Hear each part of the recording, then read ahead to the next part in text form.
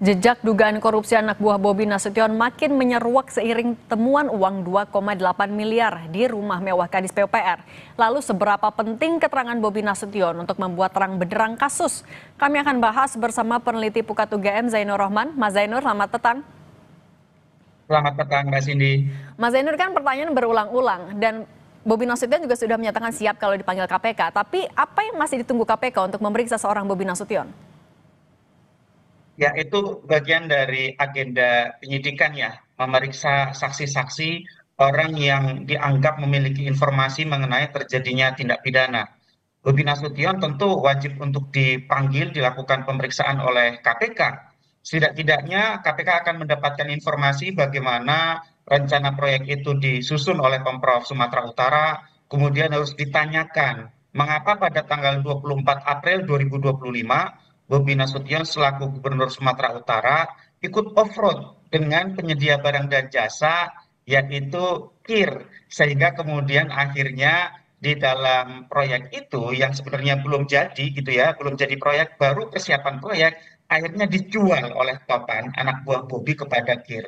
Dan kemudian juga perlu untuk digali informasi mengenai proyek-proyek lain yang ada di Pemprov Sumatera Utara yang kemungkinan juga bermasalah secara hukum. Sehingga memang ini wajib bagi penyidik KPK untuk segera memanggil Bobi. Pemanggilan Bobi secepat mungkin ini juga penting untuk memberi pesan kepada semua pihak bahwa KPK itu tidak tebang pilih, bahwa KPK itu tidak gentar dengan siapapun dan mengutamakan prinsip persamaan di hadapan hukum. Mbak Cindy.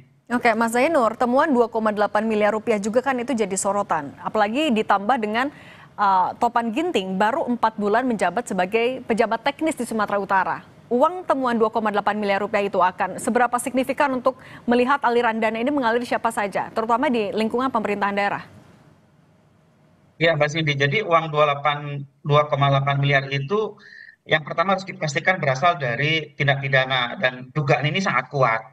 Masa ada orang simpan uang tunai 2,8 miliar di rumah tidak di rekening misalnya. Nah, uang itu bisa jadi hasil dari kejahatan di lingkup Pemprov Sumatera Utara, bisa jadi juga dari kasus-kasus terdahulu di mana Topan menjabat, yaitu di Pemkot Medan gitu ya. Karena kan Topan ini anak emasnya Bobi ya, karirnya melesat bak roket dari Pemkot Medan ya, dari level camat naik menjadi kepala dinas sumber daya air, kemudian menjadi PLT Sekda, kemudian bisa menjadi Kadis PUPR.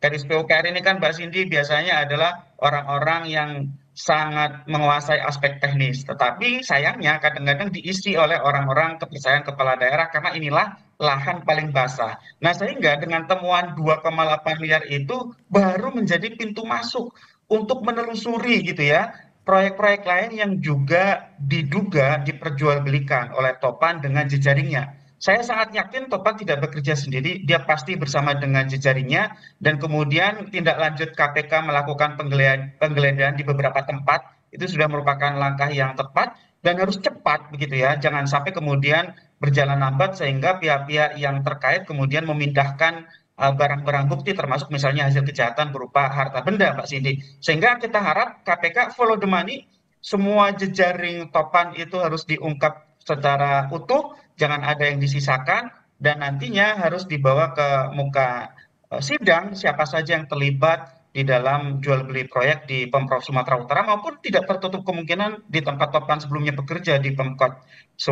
Medan. Mbak Cindy. Mas Zainur, tadi kan Bobi Nasution juga menyebut kalau sistem e-katalog dalam pengadaan barang dan jasa ternyata tidak mengurungkan niat untuk korupsi. Tanggapan Anda sepakat dengan ini?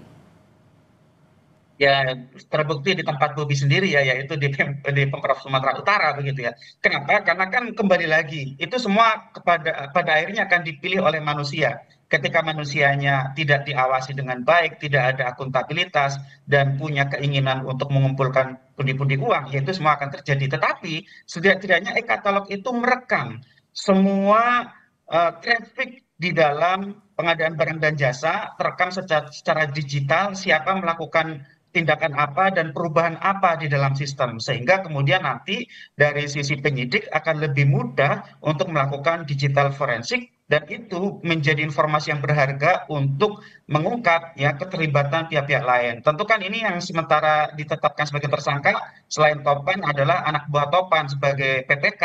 Nah, ini kan juga nanti akan dilihat bagaimana modus operandinya di dalam menyiasati e-katalog ini. Karena kan ini sebenarnya proyek belum jalan, sudah dijual dari awal, dijualnya kepada pemborong yang diajak off-road bareng Bobi begitu ya, sehingga ya ini menurut saya menjadi bukti bahwa e-katalog sebagai sistem itu memang masih bisa diakali ketika pengawasannya tidak ada, apalagi kalau pihak-pihaknya semua sudah kong kali kong. Pak Cindy. Oke, Mas Zainur Rohman, peneliti Pukat UGM, terima kasih sudah berbagi di Kompas Petang. Sehat selalu, Mas Zainur. Ya, selalu Mbak.